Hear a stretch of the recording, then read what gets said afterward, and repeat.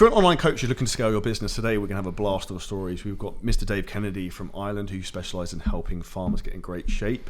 And we're going to talk about how to get to 100,000 a month as an online coach. Now, the first question I want to ask you, Dave, is what do you know now you wish you knew when you started? Firstly, thank you very much for having me, Charlie. I guess what I know now is how to create a really solid team, because you cannot do it by yourself. I think we all think we're Superman. There's only so much we actually can do. You know, we can't be in every department of business, and I think that when you start to build a team, you can really scale. And in terms of you building your team and starting to scale, what do you think was the pivotal moments that allowed that to happen, and what do you think you were maybe afraid of at the start which was stopping you from wanting to build a team? I think probably at the start, if I'm being honest, fear of judgment. You know, I'm the coach, I'm the guy that lost 125 pounds. I am the face, you could say.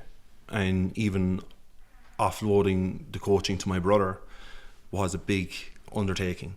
You know, but that was the first breakthrough to say, right, this is the energy I can gain back, so I can push marketing, I can push sales more, I can be in more places that I can get more eyes and more ears on me, and that was the biggest breakthrough for me. And in terms of, Ireland has an interesting culture, I think in Australia they call it like tall poppy syndrome. And I did another podcast with Adrian McDonald, who you know, in terms of like, in Ireland, I remember going over to Dublin and I actually filmed a training session and gave like a client who won a competition a load of money and stuff like that. I remember being in Dublin and someone came up to me and gave me a load of shit, literally like, who the fuck do you think you are, filming in the gym, blah, blah, blah. And this was like 2019 maybe. Do you think that's one of the things that was maybe bottlenecking your growth, is too much fear of what other people around you in Ireland would think? Yes and no, right? I come from a small village, a farming background. When I lost all the weight, I used to look up to coaches, yourself, local coaches. And when I started my own business, I was like, them guys are doing so much better than me. And the reality of it is, through my own weight loss journey, that gave me self-belief to understand who I am and what I'm doing. So I guess that's a kind of upper hand I had to other people, where I got it done regardless of how I felt and what people thought of me. You know, but of course that barrier of people talking, that small village mindset of, you know, even my parents, you know, Dave, I don't know, should you hold on to your full-time job for now, you know, thinking it's a fad, like, where when you start to grow and you start to see coaches that you looked up to asking you questions of how you're being so successful, that is eye-opening, you know. But I guess the secret, you call it the secret weapon I had, was the self-belief I had through my own weight loss journey. Do you think that's where, you obviously know a lot of fitness coaches as well, that's where a lot of people struggle, because they don't necessarily have, like, you have that wild drive that I say I do, whereas this was like fucking hundreds of years ago, you'd be like riding around on a horse with a massive fucking axe cutting people's heads off, like, type of drive where you just do shit, like, regardless of how you feel. Do you think a lot of people lack that because they haven't maybe achieved something like themselves, in terms of maybe they're in a shit position, they were really overweight and they fix that problem? 100%. I think, like I always say, the only thing that will stop you from growing is yourself, you know. And for me, doing the work, showing I could make a change, how I could adapt that into day-to-day life. When you go through something like that, you learn a lot about yourself, right? You learn a lot about people. You learn a lot about your family. You know, people look at you different. You lose friends along the way, where it's like you changed, and I'm still the same. It's a reflection on them, you know. And people are coaches that, you know, are starting off, you know, have done a quick transformation or have been always in shape, for example. Of course, going to have self-belief, and that's where the biggest thing, mindset, is probably the primary factor to need to look into, because you won't go anywhere in this business if you don't believe in yourself. I think you won't go anywhere in life if you don't believe in yourself. 100%. Because if you don't believe in yourself, why would anyone else? Absolutely. And if you want to be a coach, you naturally have to be a leader. And if you don't believe in yourself and you can't lead yourself to some degree, then why is anyone going to buy into you or follow you? 100%. Like, think of it this way. It's like when we're in our heads, what gets done? Nothing. You know, but when we get done, regardless how we feel, we do it. And that's when you have a superpower at that point. 100%. We always move the needle further, like, you know, and that's the biggest thing, I suppose, for myself and even for Mike, because Mike has lost over 4.5 stone his journey as well. We just got it done. In terms of you being in good shape and you're actually talking about dieting at the moment, how much do you think your ability to actually control your own transformation, control your own body, has actually influenced your success in your coaching business? Because one of the ways I look at that personally is like me having my own transformation journey. Yeah. It allowed me to understand cause and effect, input and output. That like 100%. I do the training, I stick to the diet, I then get in good shape. And the Yeah. same thing in business is like you make good content, you message people, you get them good results, you make money. Yeah, no, 100%. Like, I guess before I, you know, transform my body, I was always easygoing, lackadaisical, you know, just got by in college, you know, in different areas of my life, just chill. And when I put the work into myself and utilize that energy, I could see how can it ricochet off every other area of your life, how it can work in your job, in your college. Like my grades, everything in college was just like fine tuned because I was adapting the same energy that I put into myself. We do the exact same business. You know, we look at the same way because, again, it comes back to self-belief. If I've done this for myself, like more than, you know, a small percentage of people can do, changing their life, losing a lot of weight, transforming their body, you know, I can do that. I can do anything, you know. And like you said, it's like a superpower. It's just adapting the emotion and have a strong mindset towards it and to leave the emotions at bay. One of the things you touched on a minute ago, and the same thing happened to me, is your parents can often try and almost, not use the word crush, but it's probably fairly true in terms of crush your ambitions from a point of view trying to keep you safe. And I remember, for example, my mum taking the piss out of me for like fucking shaving my legs, wearing pink swimming shorts, taking photos of myself, all this type of stuff. And at the time it was really fucking painful and just irritated me like crazy at the time because people couldn't see the vision of what I was trying to do. Of course. What was your experience like that, and how did you overcome that? Because I think it's often the people who are closest to us are the ones who actually hold us back the most. Funny you said it. Like it's a battle, man. You know, you're coming from, like, I'll just draw a picture for you, like coming from like a farming background at the time, 10, 12 years ago. My friends, if you were going to the gym, like, what are you going to the gym for? You know, they're farming, drawing silage, into cars, drinking. You know, no one uses the gym. Now, funny enough, they're all using the gym at the moment, but it's like, you're against that and against that mindset where it's like, oh, look, eat your dinner, finish your plate, and you're in shape. It's like, why aren't you having dessert? Or like, why aren't you having that? Look, you're in great shape now, you lost all the weight. I'm like, again, very frustrating. And I had to battle with that, and Mike had to battle with that, and, you know, smile and be nice, say, look, I'm doing this, I'm on the plan. And at the time, you know, you're going to ask me a question now, like, the next question you're going to ask me is like, I should have done it sooner. You know, what's the biggest regret you have is not doing this sooner, because I'm doing this 12, 13 years. I'm only coaching 3 years just gone. You know, so it's like, I always had that, but again, you're trying to, again, keep your parents happy, doing an ag degree, doing a master's, lecturing agribusiness in university, Mike doing a PhD. We are like trying to do one thing to keep everyone happy, but deep down I felt very lost, because I'm like, wow, I'm after finding this like newfound belief in myself and this passion I have that I was after transforming. Why being passionate for my sister? It's really after like opening my eyes to, you know, against the battles of your parents. And that was the only thing that kept me going, is like, make my sister proud. And I knew my parents meant very well, as like, your parents love you, right? They don't want you to be in fear in any way, shape or form. They just want the best. So they're going to try and protect you as much as possible. And that's their way of protecting you. And I think that's just something that people listening to this need to take retrospectively to understand, because it will happen and it continues to happen. And I remember multiple times my parents said things to me not to do. I just did them anyway. But like, and I was like, why would they say that? And then in hindsight now I understand why. Yeah. But it's also, you have to understand that my parents are like 75 and 67 or something. Like, culturally, it's a different world than it was back then, so they don't really understand. It's funny, sorry to butt in now, but it's funny, like, we could be working, you know, 16-hour days. They'd be saying to me and Mike, you need to relax, like, you need to take a day off. And I'll just give you an example. We were on national radio there about a month and a half ago, and it was something like that. It was like, guys, I'm so proud of what you're doing. Like, to hear you on radio and see talking about your experience and people ringing in, like, totally moved by it. That was their, I suppose, confirmation that you're doing something where all the work is paying off. And I just said to him, all what we do is paying off, you know. And that's just that way of, I suppose, for them, you know, old generation, like you said, it's they don't see why you're doing it all, but it was when something big happens or they can see the change and how it affects others, they're like, wow, like you are making a massive difference. With the coaching business, you mentioned that not building a team quick enough was one of the mistakes. What else do you think was, reflecting back in terms of where you are now in like a pretty short period of time? You've gone from starting as an online coach to doing €100,000 a month. What do you think you could have changed to like shorten that gap anymore in that time frame? Honestly, going through starting a business is still going to be a mindset battle, right? Again, I had a very strong mindset, do everything regardless how you feel, but there is times with new levels and new devils with business that will affect you and you can stand still.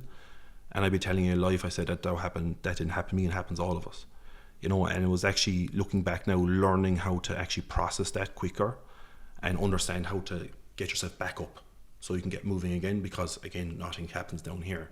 So the biggest learning curve is like understanding how you can build that up, and because we'll face it again, you know, it's just this different stages of growth we're going through.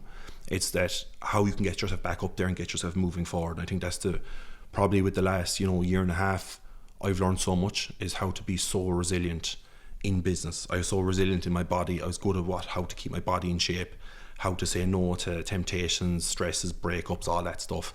But business is a new animal that I've never, you know, discovered. And that's a learning curve as well. And it's exciting. Scary, but exciting. The two most important things I think every entrepreneur needs to have, and I call it the 2 R's, is being resilient and relentless. Yeah. Because there's always going to be peaks, there's always going to be valleys, and it's your ability to take the rough with the smooth. And I think about this a lot. Like when it's really good, I'm like, embrace this, because there's going to be there'll be a shit storm at some point, right? And it's just, the longer you do this, the more you get used to it, and the higher ability to tolerate stress gets. Yeah. And I say that for anyone listening to this who's struggling, that you have to understand that there's always going to be times in business like stuff just goes wrong or things don't click. 100%. And it's just your ability to actually come out of those is the key things. And like you touched upon, it's like keeping yourself into like high frequency state, which for me, I mentioned to Lewis, our videographer earlier, like the most important thing for me is that I wake up sometimes in the morning and I'll see something that pisses me off, and then I'll go and train at 9 a.m. and then I forget about it, and then after that I'm good. So like that for me is the anchor for me to keep me like balanced and keep me in that like flow state. 100%. Like you see me, I am up at 4 a.m. in the morning. I do 100 burpees. Why? Again, you can wake up the wrong side of the bed. No one wakes up positive. At the end in particular men as well, I think. Yeah, we don't. Right, some days we do, some days we don't. We're just human, right? But you bang out 100 burpees and be sweating and your heart pumping, you're going to feel good after. It's like you said, exactly like you said. What can you do to raise your frequency is go to the gym, train. I don't think anyone in the world has ever felt bad after a gym session or after doing some exercise.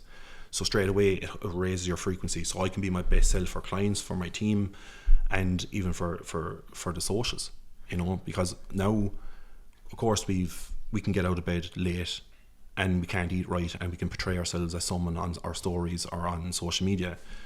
I feel like a fraud.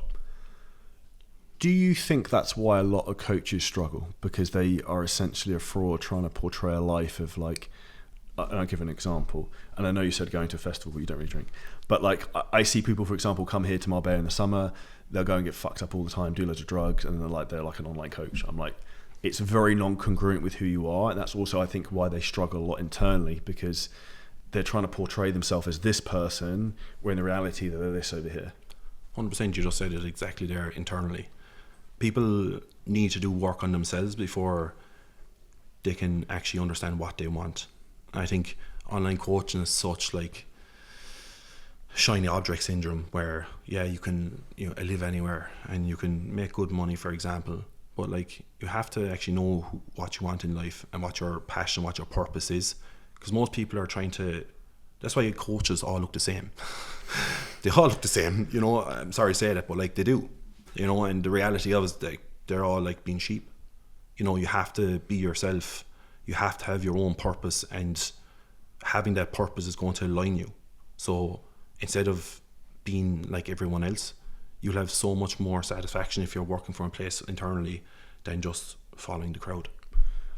And I think when you act from that point of view, you also have a lot more self-belief, and you also have 100% conviction in what you see and what you say, because you see it a lot in terms of the type of content people actually put out there. It's like very vanilla, and there's not a lot of like bang behind it, because they don't actually really believe in what they're saying, and it's the same bullshit that every other person's saying, which is why you said like you can see an online coach a mile off, because they're like, you can see them by a dozen, a lot of them, because they don't actually have anything about them that's different. Yeah, 100%. It's, I guess, you know, the last 12 years of doing this wrong ways, the right ways, learning that carbs are not bad for me, you know, coming from having a lot of loose skin to going into, you know, building a good physique. I had to learn all that for myself. I didn't have a coach that time, and that created, you know, a soundboard for myself to say, right, you've done this, you've been to the wrong side, now you're at the better side. And that gives me confidence in myself, and I know who I am, you know. And I think, like you said there, purpose, conviction, I have that because of what I've been through. What does your family think of what you've done and what you're doing? Like, you've brought your brother on board now to work in the business, Yeah. which I imagine for you is very fulfilling as well. Yeah. Like, what do they think? I'm sure, like, amazed really. At the start, like I said, just losing all this weight, doing years of it, like not being paid or not being a coach, like doing agriculture. I was still doing the same thing, training, eating like a bodybuilder, doing photo shoots. And they're like, what are you doing it for? And like, I'm like, I love what I do, and I wouldn't change it for the world. Now I'm actually making something out of it, and it's doing extremely well. They're extremely proud. And it's like you said, you know, out of all of it, you know, bringing my brother on as a business partner was the best thing I've ever done, because me and Mike have been there from the very start. You know, I've lost the weight, Mike lost the weight. He brought me into the gym for the first time. And for us to create a business to keep my sister's legacy alive is probably the most fulfilling thing I could have done, because every day we get to speak about her. Every call, every new call, her name has been said. Like, people know who Sarah Kennedy is. And grief can be a very interesting thing. I can say this because I have so much work done on myself, but grief can be a very interesting thing. A lot of people bottle it away. They don't talk about them. And I think it's the saddest thing ever, because, you know, my sister lived for 19 years on this on the planet here, and she needs to be celebrated. And now everyone knows who she is because of us. Do you think not enough people use challenging situations that have happened to them to give them that energy and drive? So like, for me personally, weird shit in my head that's happened in the past is like what drives me to keep pushing more. And I find that's easy to lean into if I'm sometimes feeling like I can't be bothered or I'm demotivated. I can lean into that a bit more to give me that push. Well, like, pain equals power. You know, like, I think when you go through something tough in life, right, there is going to be years of struggle, you know, cause me to gain 300 to 330 pounds, you know, but you're always going to have perspective if you actually come to the other side, and we'll always have to get to a low place to make a change. And that's why I have purpose. That's why I'll never fail at this. It's only going to continue to grow because we're keeping my sister's name alive. I can't fail. I don't know what my body, we're doing it for the business. And that's the biggest thing. And, you know, people might say, oh, that's hard to resonate with, but everyone has pain, like exactly like you said. Everyone has something. Everyone has pain. You have to dig deep with it, you know, and utilize that energy and put it back into different areas of your life. Why do you think society now makes that seem like it's a bad thing? Because I see like society's so soft in terms of you shouldn't like use almost like Tim Groves talks about almost like the dark side energy, which I think anyone who's like a top level athlete, business person, whatever, they really lean into that, because it's almost like you look at like the Jedi and the Sith Lords, whatever, it's in Star Wars, a bit off topic. The like Sith Lords are actually stronger because it's like the dark evil side. I think that actually gives you more power to push than like the good things in life lure you in. I think you're pushed more by pain than you're pulled in by like the softness of the nice things in life.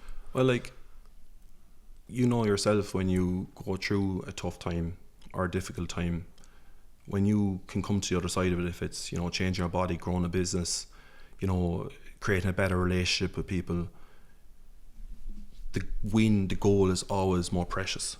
Where if we got everything we wanted in life, would we have value in it? No. You know, and that is the biggest thing, is that, you know, we are here and very grateful and continuing to grow. Are we, you know, by doing so well now, you know, a lot of people, I would never imagine doing 100k consistent months, right? Does it make me feel any different? No. It's probably more stress if anything. You know, but like, that's the truth of it. So it doesn't faze me because of, I know where I'm going.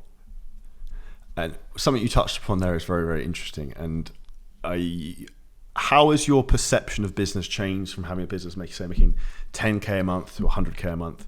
And what could you share in terms of the experience of that? Because I think the biggest thing from that is a mental framework in terms of like maybe the work that is required. And I remember before I shared a screenshot of your calendar to people, because people are like, oh, I don't have time. I was like, well, here's a fucking 12 days calendar. Like, look how many calls he's doing every day. Yeah. I think it's like anything, you know, from what I've been through myself, the pain, again, what we've been through in life, this is a game, really. And I'm going to be the best in my area in this game. And we want it. It's as simple as that. We want to be number one in the world, in the farming sector, for coaching. And we have to dig now, you know, and the reality of it is the money, the money, the growth, all that good stuff is great. You know, like, you don't have to think buying anything, or if you want to invest into something, invest into another, you know, another course or something you can better yourself in. You just don't even bat an eyelid at it anymore. Where, you know, before you might have to think twice or plan ahead for it, or, you know, going here, for example, bring my team over here, most of my team over here, and being able to, you know, set them up in their own place, feed them for the week, go out, you know, have a good time. Like, that's what gives me value. That's what makes me fulfilled. Because yes, I can buy the car and, you know, buy the watch and all that, and that's great, but actually giving back to the people that have done all the work with me, because we're growing together on it, makes it so much more, it just gives me so much more value and gives me more purpose. Say, look, this is where we are right now. Wait for 12 months, you know, wait for 2 years. And that's the biggest thing for me is, yes, you will be busy. Yes, you will have to lean in, but it depends on your purpose and how much you want it. Again, it's bringing back to your inner self. It's a lot of people, again, go for the shiny object syndrome, and they realize there's work in coaching. And then we see people dwindling away, or there's something wrong, I don't know why. It's all them. It's all themselves. You know, it's like I said, do the work regardless how you feel, because when you're feeling sad is a dangerous emotion, because when you're sad, nothing happens. But when you're angry, you get shit done. So anyone listening, if you're feeling scattered or feeling sad or feeling sorry for yourself, get angry with yourself, because you'll get stuff done, where if you're sad, you won't get anything done. What I'm about to say is a bit controversial, but I think shame is a strong motivator for people, in particular men. So like, whether that's men who want to get in shape or men whose businesses are shit and they're not in a position they want it to be in. Because I think sometimes people need something, like, I'm always very blunt and honest with people. I think people need that sometimes, because I think in the moment we live in a world where people are too soft, nice and soft, and like, oh, I can't say that because it's like, it's unpolitically correct, or you can't say someone's fat if they're not, or like, I say to a lot of trainers sometimes, like, dude, you just need to get in better shape, like, it's what it is. Which for me blows my mind. Like, you're training, you should be in shape. It's what it is. I think that's where sometimes I think the most direct approach you can give to help someone is actually, that might be slightly harsh, is probably the most powerful thing you can do to give someone a kick up the arse sometimes. 100%. Like, as you probably see, for me, what you see is what you get. And I'm the exact same with my clients. I tell them exactly what they need to hear, not what they want to hear. And with fitness, there's so many different things and so many different strategies and all this caper, right? You can't reinvent the wheel. You just have to, the biggest change is actually working on the mindset in business and in normal coaching. It's changing their mindset so they can actually have the tools and be able to change their identity so they never go backwards. And it's the same for coaches. They need to change the identity of making the quick buck, of living this lavish lifestyle, buying stuff that they can't afford. They need to reinvest back into their business so they can actually go to the next step. And I think that's what people are missing. They're going for the shiny object syndrome. Like, even for example yesterday, like gratitude is a big thing for me, and to be able to sit by the beach in Old Town and just take it all in, like where can we do that? 3 years ago I was making 27k a year working 12-hour days. I'm like, perspective is everything. And sometimes when we do get overwhelmed, or we're in a place or everything's caving in, have a bit of perspective. Would you change it? Would you go back to that job? Hell no. One of the reasons I'm so big into goal setting is not even for some reasons I'm so big into goal setting is not even for setting the goals now to achieve, but it's to look back on them in a few years' time. So like I accidentally found some old goals I set in 2019 on my phone this morning, and it was to make like 50k a month or something. And I look back at it now and laugh, because it's funny when I look back at it in hindsight and some of the other goals I had, and it's just interesting because at that time it was like monumental that I couldn't do that. Like it was a huge goal, whereas now that would be a disaster.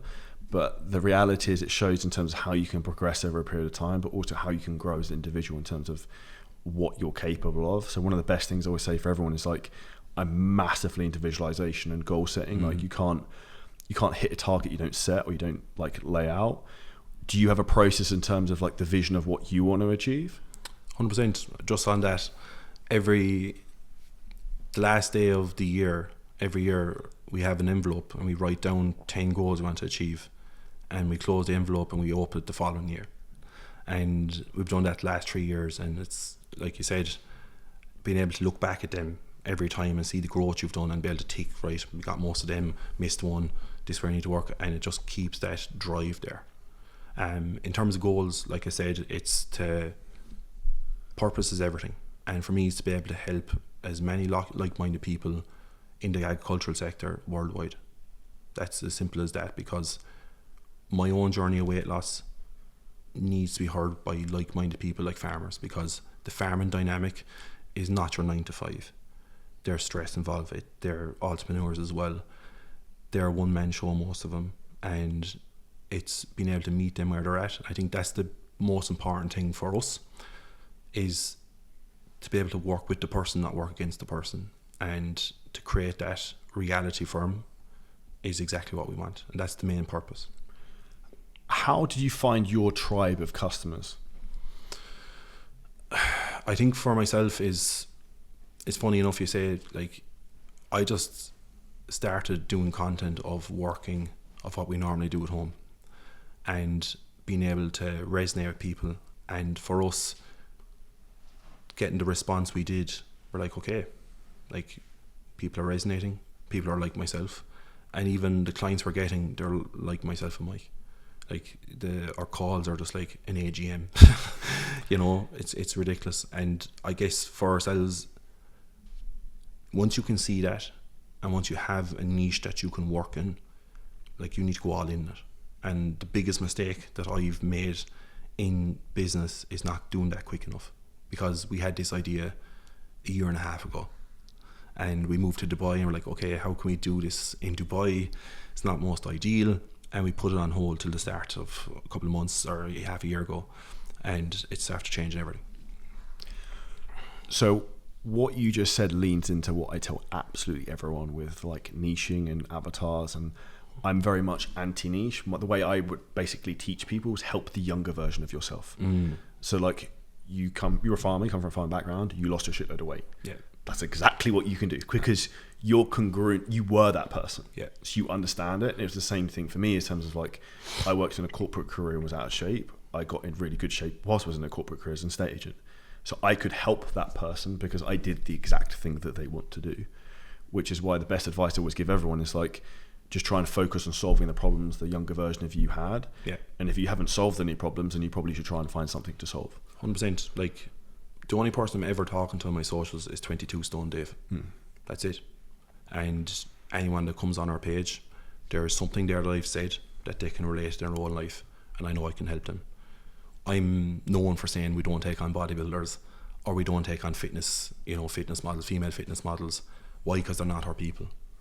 We work with people I can see myself in, and Mike can see himself in, and that's what makes the community, it makes the niche, it makes purpose, everything, like what you're doing so much more fulfilling, because you're working with your tribe, and it makes such a big difference. in terms of what you just said there, from in terms of working with your tribe, what do you think some of the big things you do in terms of building a community in your business? I think for ourselves is we do 2 calls a week. We do a plan session on a Sunday. We do an open office, which is more of a mindset session on Thursday. We have an in-house psychotherapist as well. We really connect with people. You know, I'm like this. I'm as open to everybody on our call. We get people to share. And the beauty about working with like-minded people, they all have similar problems. So one person might have one problem, they might share it, but 10 others might have felt it. So it's like the analogy of the classroom where someone doesn't know a sum, they put up their hand, but there's 10 people behind who wants to put their hand up as well. And it's the exact same thing, and how it can ricochet. So you help one, you can help 10. And that's the beauty of it, because when you can relate and when your clientele can relate to you and have all relatable problems, it's very easy to solve them. And it makes a very safe place, because, say, Charlie, I'm dealing with emotional eating today. Dave, geez, I actually dealt with that too last week. This is what I done. And they start helping each other. So it all actually ricochets. Or you have a client there that's a star client that's there for 2 years. And like, I had this is what we done as well. And sometimes I don't even have to answer the question because it's answered for me. And that's what really creates a really good community. And as well as challenges as well. Like, we keep a very fun challenge. We give a money prize, and it's just basic accountability challenges. And that works really well. It's a bit of crack as well. We do coffee walks as well, in-person events. Why? Because I love meeting my clients, because I can see myself in all of them. So it's great, you know, and that's the reality of it. And it's just creating that connection. And once you can create that connection, your retention is going to be so much better. People don't come to you, right? They come to you for the result at the start, but they stay because of what's a part of it. And I think that's very, very important. And that's where I think some coaches, you know, they work off the results, and obviously the results will always get the people in, but staying is a different story. And it's the retention is what keeps the money in, keeps the recurring up. And that's very, very important. And that's something we've really worked on nailing down. And I think when you get to that point, it's when you actually have a really scalable business, because it's not like you're taking 2 steps forward, 2 steps back all the time, which is, I see a lot of people, say, for example, in the business B2B sector, who just churn and burn people. And it's, for me, there's a big difference between having a customer and having a client. A customer buys once, a client stays with you a long period of time. So like, I want clients, I don't want customers.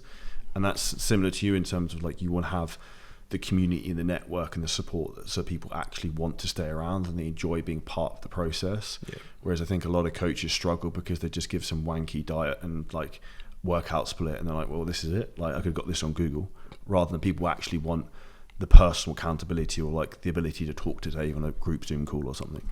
And look, that's the difference, is the connection, you know. And that's why, again, niching, being yourself, being open. Like, as you know, I'm very vulnerable and very open of my life and what I've been through, and not afraid to share it, because it is what it is. And that's what people are getting, and that's what people feel, you know, how genuine we are, because we don't have to portray ourselves of anything. I just say it the way it is, you know. So it's that alone, like, people can see through that, and people can know when there's real and when there's fake, you know. And I always get it as, like, you say it the way it is.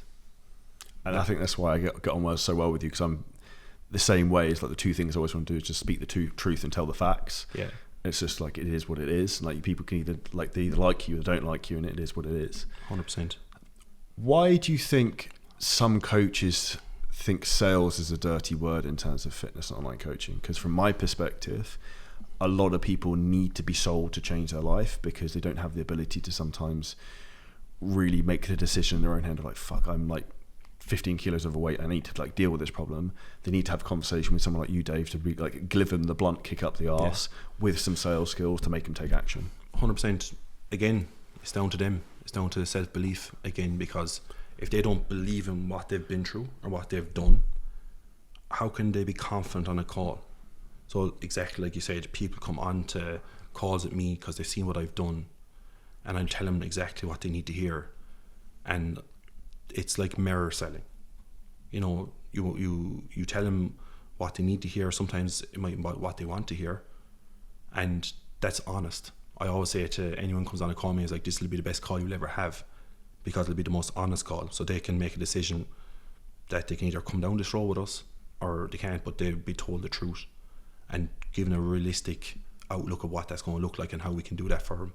And I think, again, for people finding that, calling that a dirty word, it's down to themselves again. It's down to if they believed in themselves and believe in what they've done, they shouldn't have an issue with it, because they should be excited about how they can transform this person, how they can actually take this person out of dieting for years, getting it wrong for years, and how they can actually never have to worry about it again.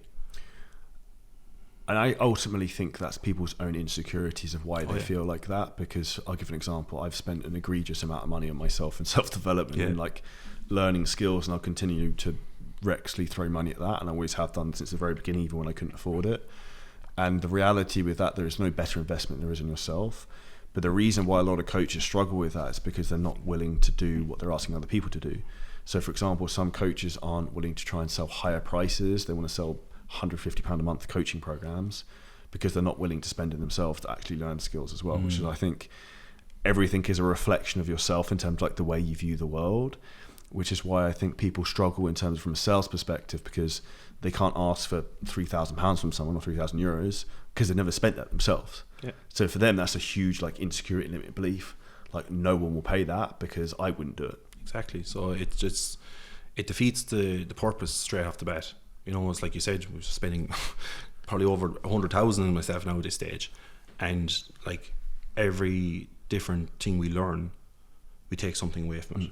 That gives us more perspective of who we are and what we do to believe in ourselves. And when you don't invest into yourself, how do you expect someone else to invest into you? It's like when you don't love yourself, how can you love anyone else? It's the exact same thing. So it always comes back down to the person. In terms of what you've learned working with different masterminds and different mentors, what do you think is different about what we teach and what we do, or what I do? Firstly, what I love is the in-person, literally at the other end of the phone, ask you anything and you'll give your honest advice. You say it the way it is. Even if I'm throwing a leg out of the bed, you'll like, cop yourself on and get back at it, so that's massive for me, to be honest. I think the check-ins, you work it like a client, like a body transformation, you weekly check-ins, people are checked on, people are looked in, so like you can't miss, like the whole accountability is there. It's down to the actual person to do it. Again, that's the difference. I think it's the accountability, the support. You have so many different departments where you can just like ads, Aiden, LinkedIn, Sasha, you've so many different places where like, okay, I need help with this, boom, sorted.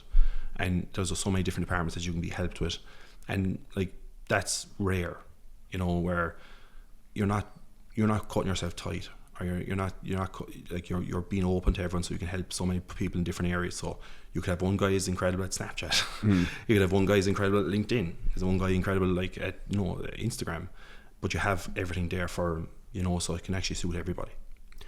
One of the things you said there was interesting about the ability to be helped. I see a lot of people sometimes almost, they want to be helped but don't really, they don't really ask enough questions and don't really reach out or don't really try and delve in to get a problem solved. What would your advice be to them? I'll be a sponge, like be that annoying person, really, because listen, you're investing into yourself.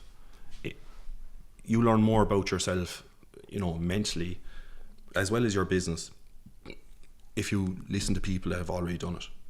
And that's the most important. The more questions you can ask, the more perspective you'll have, the more you'll actually learn, and the more you can actually implement. So that's the most important, is ask plenty of questions, get involved, network with the people in the group, because everyone's on the same journey. I think, and again, if you feel like you're against people or the world's against you, that's a limiting belief you have. But be open, embrace into it. You're investing into it and make the most out of it, and the success will come. I put up a post the other day and I thought it was incredibly relevant to what you just said, and people think it's you versus the world, but it's you v you. 100%. It's always you versus you. The biggest thing that'll hold you back is yourself.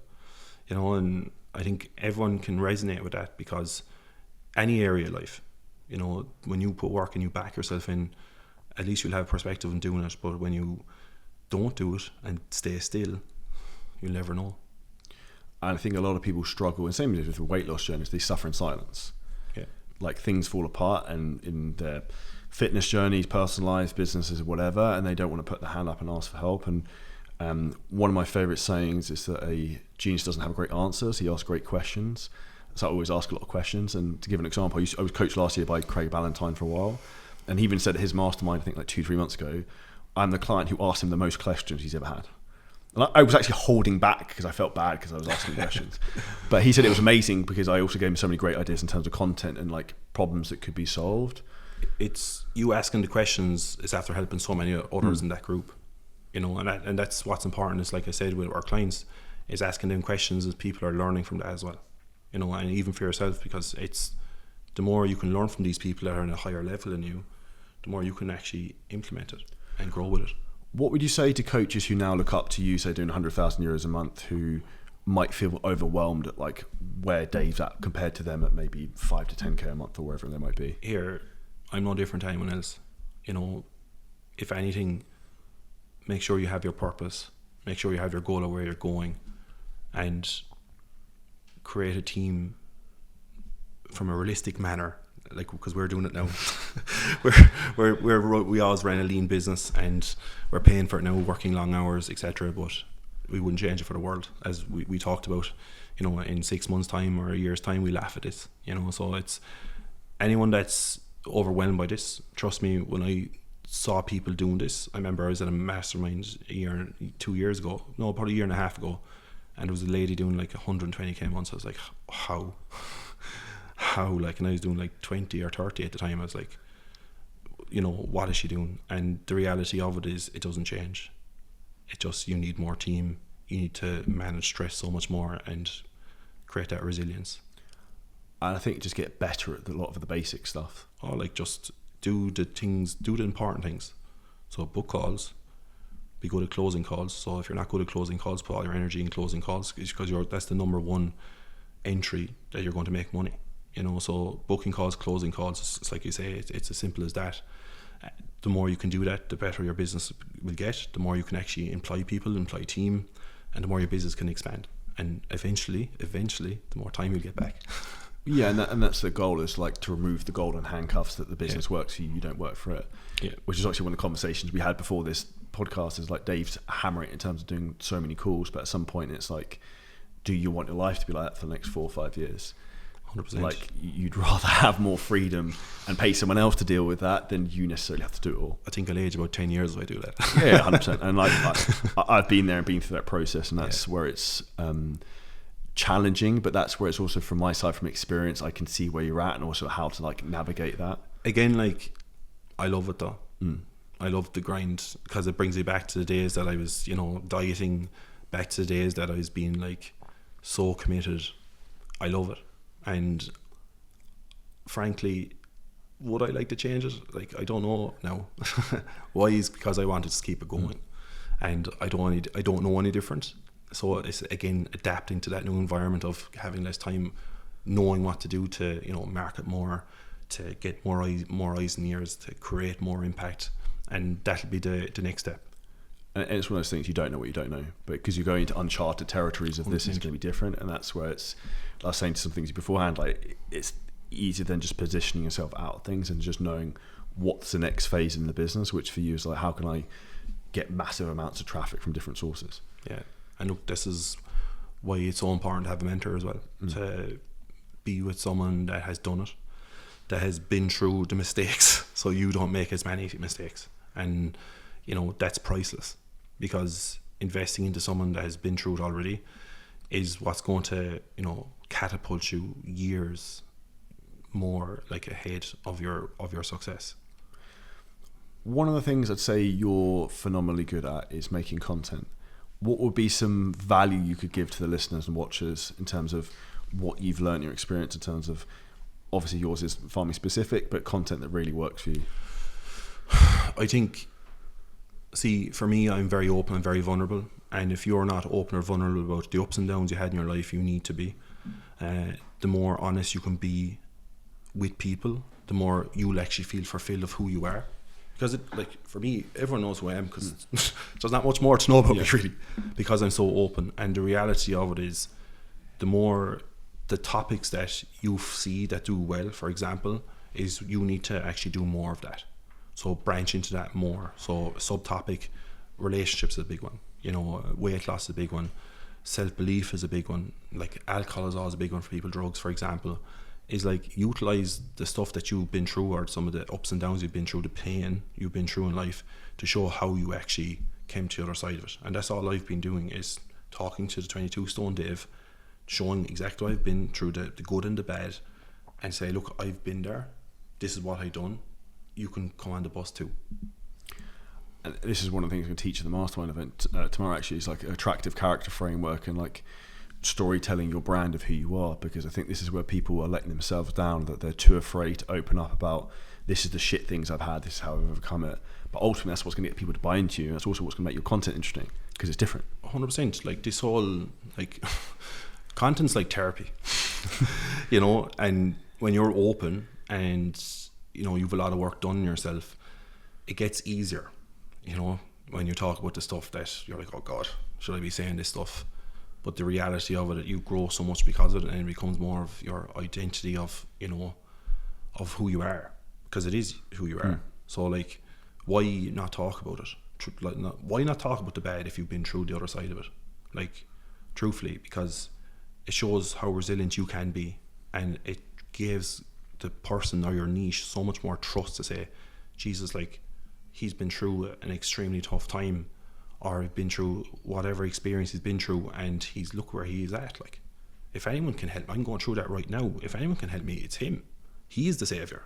I always say I'm the saviour for my niche. And I think that's the way you need to position that, because I think not enough people are actually willing to put themselves out there so they can actually be the person that they actually need to be. Because I think too many people are almost afraid to show chinks in the armour, but I think humanizing yourself is a really important thing. It is what it is. You know, you have to be open and honest about the good and the bad of your experiences, and the more you can be, the more people buy in, because the more human you are, the more relatable you can be. If you could say one thing to the younger version of yourself, what would it be? Should have done it sooner. In what context? Starting, for me, I'm doing this 12 years, you could say. I've only started this 3 years ago. I wish I'd done it in 2016. Why did you not? Limiting beliefs. No mindset work done. You know, again, what I would say is the only thing that's stopping you, this is what I'd say to the younger version of me, the only thing that's stopping you is yourself. That's what I'd say, because the social media, being on camera, you know, what people think, you know, it's showing what I've done and portraying it was the hardest thing for me. I remember when I started this whole thing, I was like, oh, look, I'm not going to be talking on camera, I'll just do the transformations, let's do it, you know. And eventually I had to do it. Now, you know, we're doing content all over the world, you know, and I love it, because before I would have hated content, if I'm being honest, and now I love it because I can see the impact, not even from our clients, but people that are actually just being helped from what I say. And that is very, very fulfilling for me, and that's what actually keeps me going now, because I get messages, you know, Dave, I've listened to your stuff for the last year, like, you really have to change, I'm after losing this much weight, or I'm, you know, so much better in a relationship. And I'm like, Jesus, like, that's priceless. At the end of the day, the money's great, but like, changing someone's life is, you can't put a price on that. 100%. I think that's a wonderful place to finish up. Where can people find out more about you, Dave, and your amazing farming content? So David Kennedy TLB and Michael Kennedy TLB is our both our Instagram. You can find us on Instagram, Facebook the exact same, TikTok the exact same, and soon to be on YouTube. Easy. If anyone enjoyed the podcast, make sure you smash the like button and subscribe. And if you want help in terms of scaling your own online business, if you hit the link below this video, you can book in a free call where we'll basically map out your business, what you should do in terms of growing it, and how exactly we could help if you wanted us to. If you took value from this, make sure you share it with a friend. Thank you, Dave. Thanks very much.